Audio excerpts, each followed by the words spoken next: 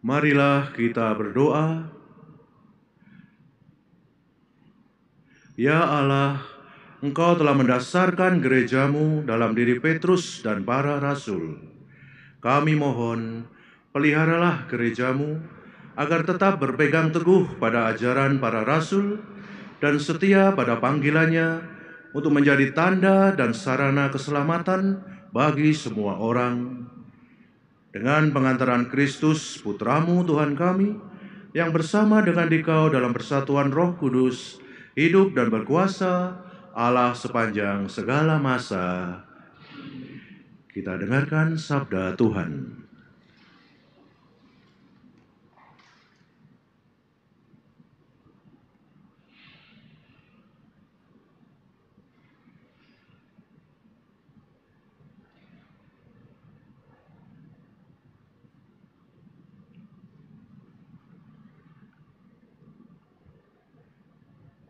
Bacaan dari Kitab Yesaya.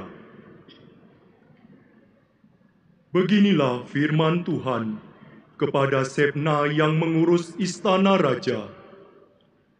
Aku akan melemparkan engkau dari jabatanmu, dan dari pangkatmu engkau akan dijatuhkan. Maka pada waktu itu, aku akan memanggil hambaku Eliakim bin Hilkia. Aku akan mengenakan jubahmu kepadanya. Ikat pinggangmu akan kuikatkan kepadanya, dan kekuasaanmu akan kuberikan ke tangannya. Maka ia akan menjadi bapa bagi penduduk Yerusalem dan bagi kaum Yehuda. Aku akan menaruh kunci rumah Daud ke atas bahunya. Apabila ia membuka, tidak ada yang dapat menutup. Apabila ia menutup, tidak ada yang dapat membuka. Aku akan memberikan dia kedudukan yang teguh seperti gantungan yang dipasang kuat-kuat pada tembok yang kokoh. Maka ia akan menjadi kursi kemuliaan bagi kaum keluarganya. Demikianlah sabda Tuhan. Syukur kepada Allah.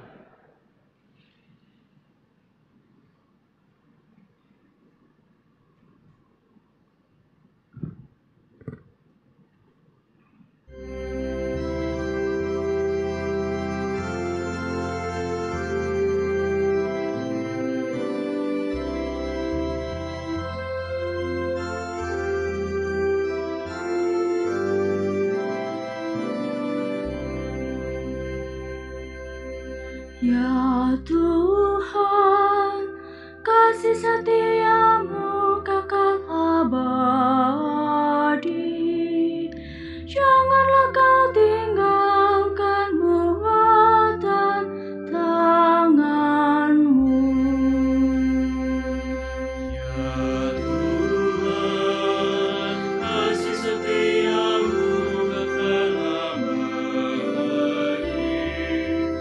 Janganlah kau tinggalkan muatan tanganmu.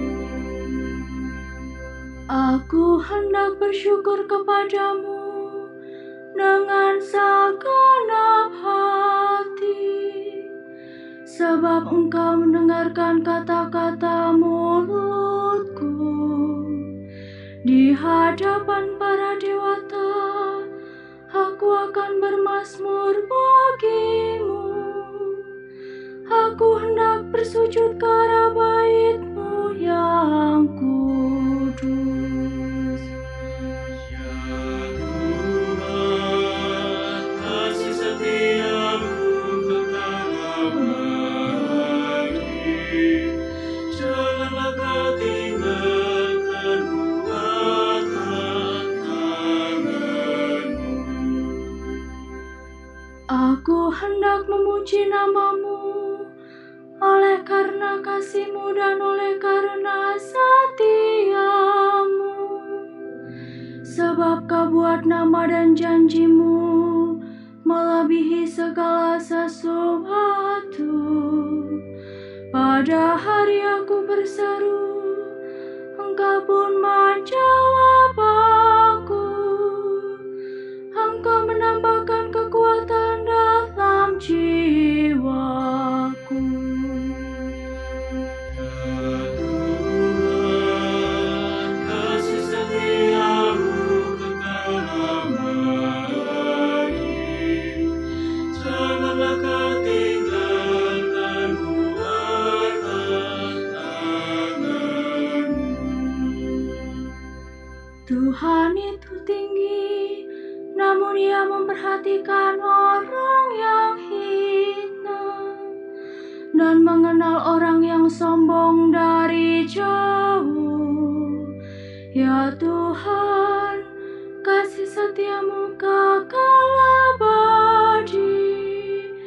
Janganlah Kau tinggalkan buatan tangan-Mu. Ya Tuhan, kasih setia-Mu kekal abadi. Janganlah Kau tinggalkan buatan tangan-Mu.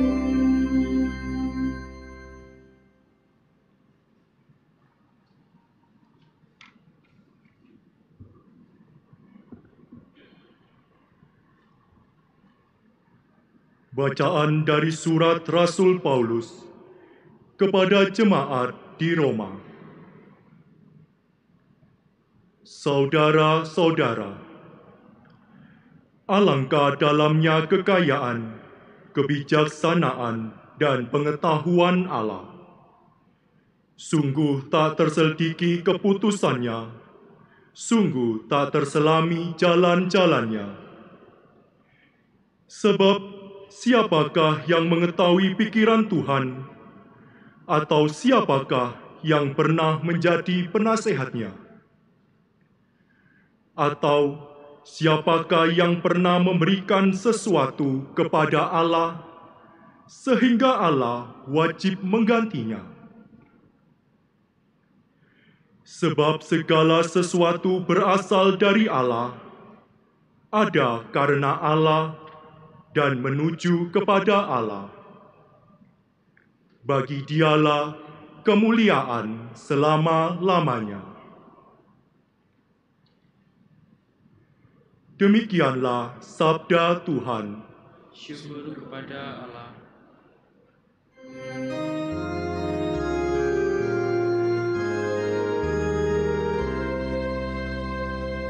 haleluya.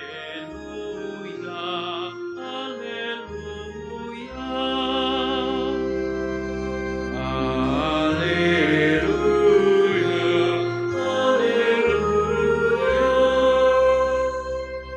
Engkaulah Petrus, di atas batu karang ini akan kudirikan jemaatku, dan alam maut tidak akan menguasainya. Haleluya, haleluya.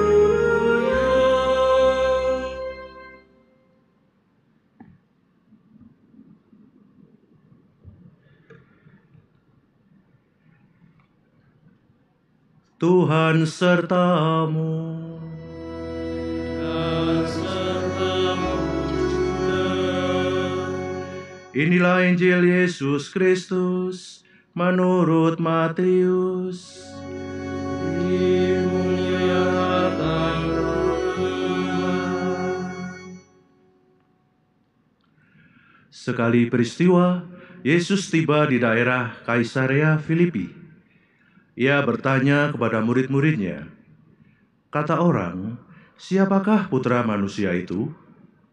Jawab mereka, ada yang mengatakan Yohanes Pembaptis, yang lain mengatakan Elia, dan yang lain lagi mengatakan Yeremia atau salah seorang dari para nabi.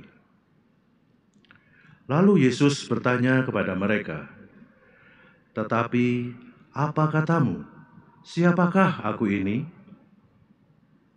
Jawab Simon Petrus, "Engkaulah Mesias, Putra Allah yang hidup." Kata Yesus kepadanya, "Berbahagialah engkau, Simon anak Yunus, sebab bukan manusia yang menyatakan itu kepadamu, melainkan Bapa-Ku yang di surga. Aku pun berkata kepadamu, engkaulah Petrus, di atas batu karang ini aku akan mendirikan jemaatku, dan alam maut tidak akan menguasainya. Kepadamu akan aku berikan kunci kerajaan surga.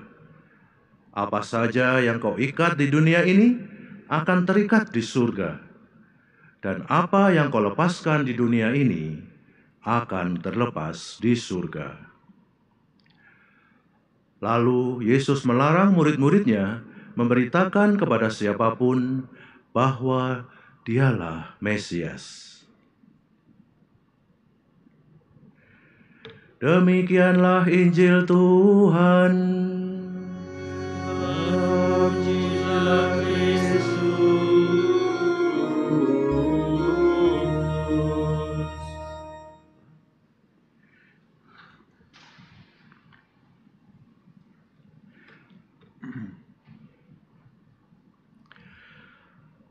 Ketika kami akan menghadapi tabisan imamat, saya dan 3 orang, 1 orang Filipino, 2 orang India, 2 frater India, diberi retret oleh seorang robo yang terkenal sangat ketat berdiam dan benar-benar menyiapkan kami, diharapkan untuk layak ditabiskan.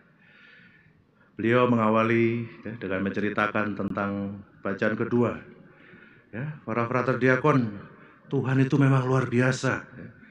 Siapa yang bisa menyelami kedalaman pikirannya? Lihat Anda ini.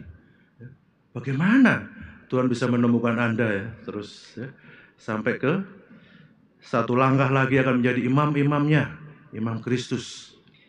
Terus dia mengisahkan, saya dulu juga heran dari teman-teman kami yang suci-suci, yang hidupnya sangat kudus menjadi teladan.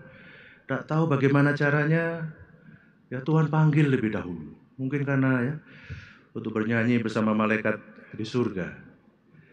Yang pinter-pinter karena tidak bisa menyelami kenapa orang harus hidup sendiri, kenapa harus bergaul taat. Kalau pinter kan harusnya juga bisa bebas, bisa hidup dalam kemerdekaan. Akhirnya dengan berat hati keluar. Yang ganteng-ganteng, tahu sendiri karena ibu-ibu juga terpesona akhirnya tidak tahan dan keluar. Maka Anda ini harus bersyukur. Yang tidak suci, tidak spiro suci, tidak pinter dan tidak ganteng ini pasti aman Makanya dipilih sama Tuhan. Saudara-saudari kadang-kadang kita mengira kalau Tuhan memberi kita suatu kepercayaan, seperti Tuhan memanggil Petrus, memanggil Simon anak Yunus sebagai Petrus, sebagai batu karangnya, Petrus bisa mengira dan bisa memikir, pancene ganteng, anak mama pinter, atau punya sesuatu yang mempesona Tuhan. Tapi Petrus tahu, kita ingat 2 minggu yang lalu angin banter sedikit sudah takut. Harus ditolong oleh Yesus dan ditegur. Masa imannya cuma segitu saja? Ada aku, kenapa harus takut? Tanpa mendahului membocorkan Injil untuk minggu depan, kita tahu setelah kemuliaan yang diberikan oleh Tuhan pada Injil hari ini, minggu depan dia akan dihardik. Kamu kok berpikir seperti setan? Kok menjadi batu sandungan bagiku? Karena mungkin Petrus saking sayangnya tidak kuat mendengar tentang Yesus menceritakan bahwa perjalanan ini akan berakhir di salib. Putra manusia, anak Tuhan yang hidup akan jatuh ke tangan orang-orang yang membencinya, mati secara mengerikan seperti kriminal. Mungkin dia saking takutnya lupa mendengarkan akhir dari pewartaan Yesus. Tapi pada hari ketiga, aku akan bangkit. Saudara-saudari, pandemi ya, bisa membuat kita berpikir macam-macam. Dalam satu hari, ya, ini di Sidoarjo saja, ya, kami kehilangan ya 2 ya, pelayan publik. Ya, satu ya Bapak Wakil Bupati, ya, Pak Pelaksana tugas. Yang kedua adalah ya tokoh umat kami sendiri, ayah dari seorang frater yang ada di seminari tinggi. Dan ya itu dalam hitungan 1 jam atau kurang ya, 2 orang ya berlalu begitu saja. Membuat kita berpikir, Tuhan ya, kemana Engkau ingin ya kami melangkah? Kami tahu Tuhan sendirian ya, kami tidak akan bisa. Kami akan bingung, kami akan cemas khawatir, kami akan memulai memikirkan diri kami sendiri. Ya, kami dalam kabut ya, dalam badai yang mulai ya, memburuk ya, kita hanya melihat samar-samar dan kita ya, hanya bisa menjerit kepada Tuhan. Saudara-saudari, panggilan Tuhan memang bukan untuk kemegahan, kenyamanan. Dalam bacaan pertama, kalau kita mundur sedikit ya, beberapa bab ya, Sena ini memang dipilih oleh Tuhan ya, sebelum Eliakim. Tapi ya, posisinya, ya, kepercayaan diberikan oleh Tuhan, ya mulai membuat dia nyaman. Dia mulai berpikir, oh aku memang hebat, makanya aku ditaruh dalam posisi ini. Dan dia sudah mulai punya rencana yang luar biasa menurut dia ya. Nanti ya saat aku dimakamkan ya akan ya seluruh bukit itu nanti ya akan ada simbol-simbolnya, monumen-monumennya. Dia bahkan enggak minta izin atau enggak mempertimbangkan bagaimana perasaan raja yang harusnya dilayaninya lebih dahulu. Dia memikirkan ya monumennya Shebna. Dan Tuhan tidak tanggung-tanggung, langsung menegurnya ya. Ya tidak lama lagi, ya dulu yang saya berikan kepadamu, ya akan saya cabut, akan saya berikan kepada orang yang bisa saya percaya. Eliakim, ya, sebagai turunan Daud, ya, nanti akan menjadi mata rantai yang akan berakhir atau akan ya, menuju pada puncaknya dalam diri Yesus. Ya. Pelayan yang bisa dipercaya. Kalau Anda masih ingat salah satu kidung ya dalam surat Rasul Paulus ya, kepada umat di Filipi ya. Ya, ia adalah Tuhan ya. Ia punya segala-galanya, tapi ia tidak ingin ya, sebagai miliknya ya, digenggam ya, dipertahankan. Dia malah melepaskan semuanya itu dan ingin menjadi hamba. Makanya ia ditinggikan oleh Tuhan. Ketika Tuhan Yesus memanggil Petrus, memanggil Simon menjadi Petrus, bukan kenyamanan, bukan kemegahan, ya, bukan karena apapun yang Petrus miliki, tapi karena Petrus ya dalam sesaat itu ya, diberi pencerahan oleh Roh Kudus bahwa yang ada di hadapannya bukan hanya seorang yang pintar menyembuhkan atau pintar ya bersabda, menerangkan ya bacaan-bacaan di hadapan mereka.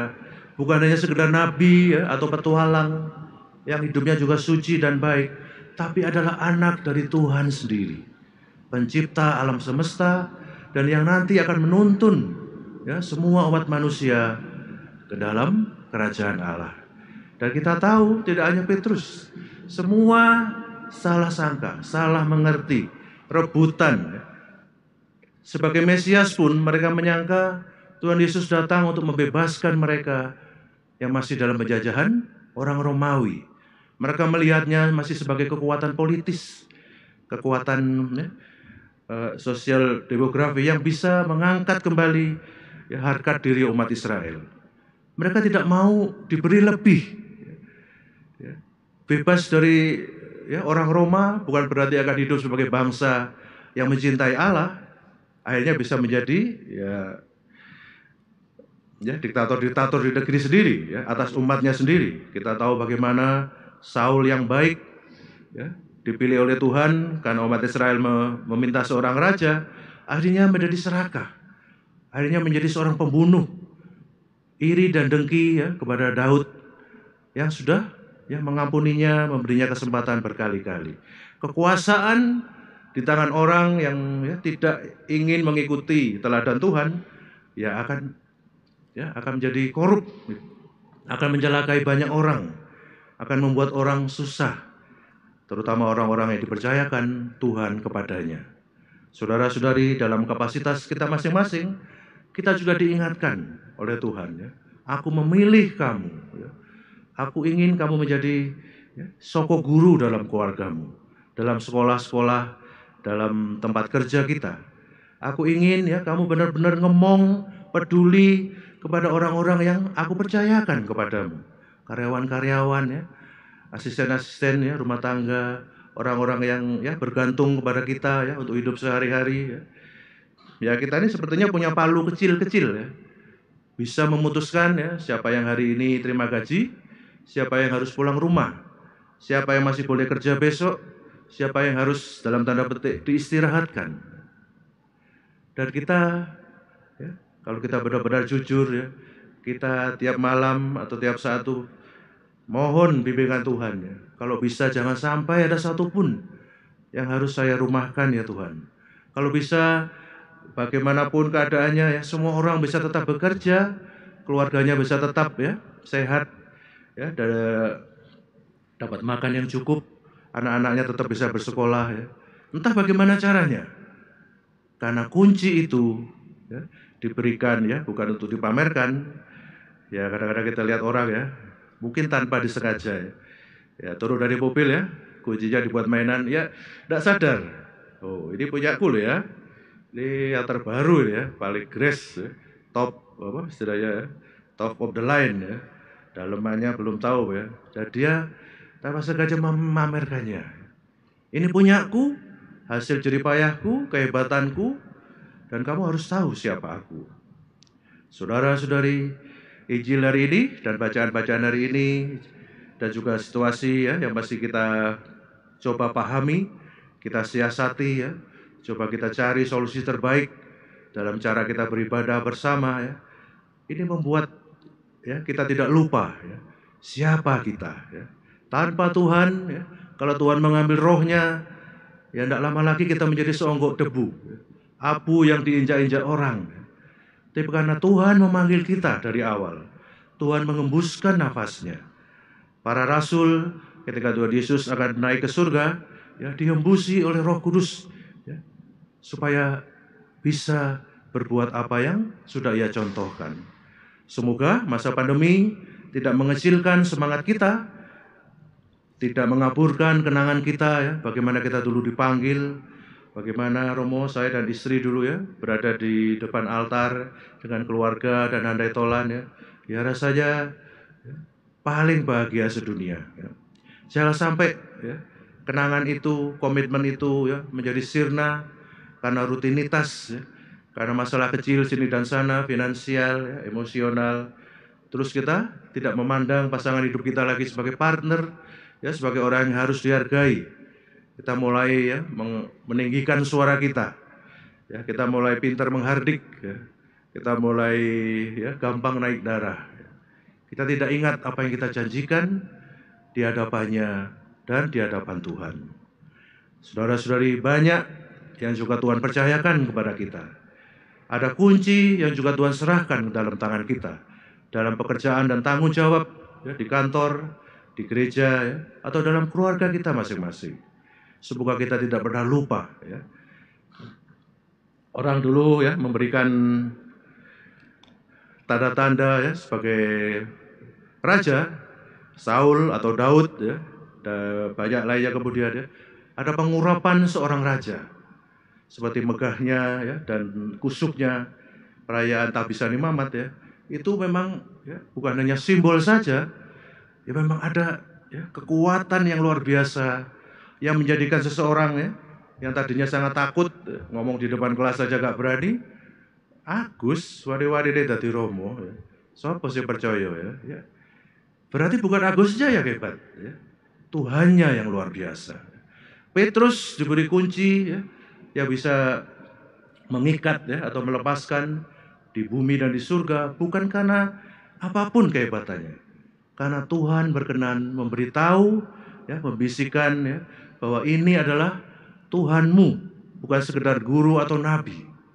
Semoga kita juga yang mengaku di hadapan Tuhan, semoga kita yang akan sebentar lagi menyambut ya, tubuh dan darahnya, kita yang akan bersekutu dengan Dia, tidak pernah lupa lagi, tidak akan lemah semangat atau patah arang ya, atau ya, angkat-angkat kuku ya lagi. Ya.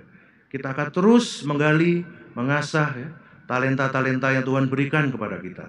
Kita akan ingin kembali ya, mengenang kapan ya pertama kali aku mendengar suara Tuhan memanggilku menjadi asisten imam ya, untuk mencintai ya pasangan hidupku ini. Kapan Tuhan terakhir kali ya aku dengarkan dengan sungguh-sungguh. Kapan waktu aku di persimpangan jalan ya, aku percaya bahwa walaupun tidak selalu merasakannya, Tuhan berjalan bersama aku. Ketika aku kehilangan seorang yang aku cintai, ya, mungkin karena COVID ini ya, bagaimana aku bisa terus melangkah. Tidak hanya ya meratapi ya kehilanganku, tapi mencoba ya mengubah perspektifku. Ada orang-orang lain yang lebih menderita karena COVID ini. Ya, untuk mengenang ya suamiku atau anakku ya atau istriku atau ayah atau ibu ya, aku mau menjadi relawan ya untuk membantu mengunjungi ya keluarga-keluarga yang masih ya berkabung ya, masih meratapi ya kepergian anggota keluarganya ya. Tragedi, musibah ya atau wabah COVID ini tidak harus melemahkan kita ya, atau membuat kita lupa akan jati diri kita. Kita memanggul salib ya, tapi kita juga punya kekuatan ekstra bersama Yesus yang selalu mengundang kita untuk datang kepadanya saat kita letih, lesu, saat kita merasa gak kuat lagi karena beban yang berat. Ya. Dan kita ingin juga menjadi suara itu. Ya, nggak apa-apa, ya. Aku akan ke sana. Kamu nggak akan sendirian. Ya. Tak jaga, ya. Akan saya bantu. Akan saya usahakan ya mengontak teman-teman yang bisa membantu ya situasimu. Jangan putus asa. Ya, jangan ya mengambil keputusan yang nanti akan kamu sesali. Ya. Sebentar, ya. Saya akan ke sana. Saudara-saudari, semoga undangan untuk menjadi ya, batu karang, undangan untuk menjadi pemimpin ya dalam keluarga kecil kita, dalam pekerjaan ya, karya-karya sosial kita atau tugas-tugas kami ya di gereja ya, selalu membuat kita, aku sudah dipanggil oleh Tuhan. Tuhan akan memastikan ya kalau aku percaya dan taat dan selalu mendengarkan, merenungkan dan melaksanakan sabdanya, aku akan berhasil. Ya, aku akan bisa bangkit dari segala keterpurukan ini. Dan nanti pada saatnya, ya aku pun bisa menolong sahabat-sahabat lain yang sedang terpuruk, ya, yang sedang putus asa, yang sedang tidak tahu harus kemana lagi, ya, untuk tetap survive, untuk tetap ya bisa melangkah dalam hidup mereka. Kita ingat mereka dalam misa ini, kita mau ya berdoa dan hadir bagi mereka mungkin yang belum kita kenal, yang sekarang ya sedang mengangkat tangannya, ya, mungkin dengan air mata bercucuran, ya, memohon ya, pertolongan dan kehadiran Tuhan. Semoga kita pun, walaupun kita memikul beban dan salib masing-masing, ya, tetap punya waktu, ya, tetap punya tenaga, tetap punya semangat untuk kita bagikan kepada mereka.